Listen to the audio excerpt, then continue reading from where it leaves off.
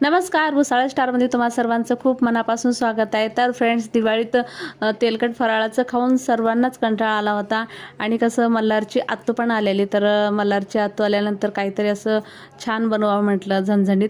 तर त्यांना पण खूप कंटाळा आला होता, कारण त्यांनी सुद्धा खूप सारं असं फराळाचं खाऊ घेऊन आलेलं मल्हारला आणि कृष्णवीला।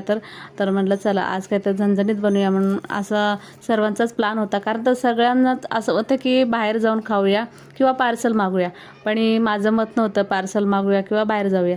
बाहेर जाण्यामध्ये वेळ घालवण्यापेक्षा आणि घरी घेऊन येऊन इतकं पैसे घालवण्यापेक्षा काहीतरी आपण घरी छान असं झणझणीत बनवल्यानंतर पैसे पण खूप वाचतात आणि सर्वांचेच पोट छान असं भरतात।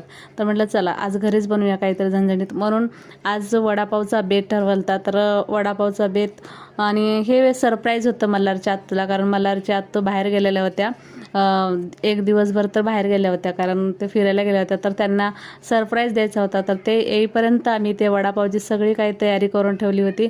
फक्त आल्यानंतर आता वडापाव सर्वांना खायचाच होता आणि अशा पद्धतीने त्यांना सरप्राईज दिला आम्ही।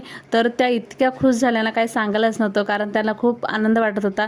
कारण की आपण डाळ भात भाजी चपाती हे रोजच खातो आणि त्यासुद्धा बनवतात, आणि इडली डोसा हे तर नेहमी संडेला वगैरे बनवतोच, आणि असं काहीतरी वेगळा पदार्थ रोजच्यापेक्षा बनवल्यानंतर खूप छान वाटतं आणि सर्वांना खूप आनंद वाटतो। आणि कसं खूप टेस्टी पण लागतं घरी बनवल्यानंतर, आणि भरपूर असं बनतं पण, आणि सगळ्यांचं पोटसुद्धा छान भरतं आणि उरतं पण घरी बनवल्यानंतर। तर बघा अशा पद्धतीनं वडे वगैरे तळले, तर कसे वडे झाले ते नक्की कमेंट करून सांगा। आणि इथे तर वडे आमचे तळून तयार झालेले होते, पण जिजूंचा काय पत्ता नव्हता, कारण की ते जॉबवरून येते वेळेसच ते पाव घेऊन येणार होते आणि इथे मुलांना लागली होती खूप घाई।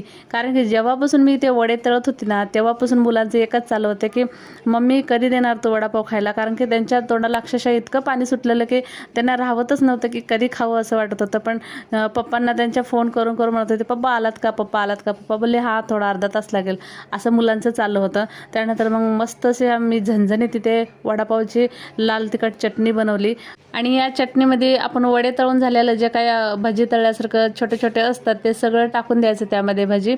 तर ही चटणी तशी वाटल्यानंतर खूपच टेस्टी लागते, खूप भारी लागते, जसे की बाहेर जसा वडापाव बनवतो त्याच्यापेक्षा इतकं सुंदर झालं काय सांगायलाच नको।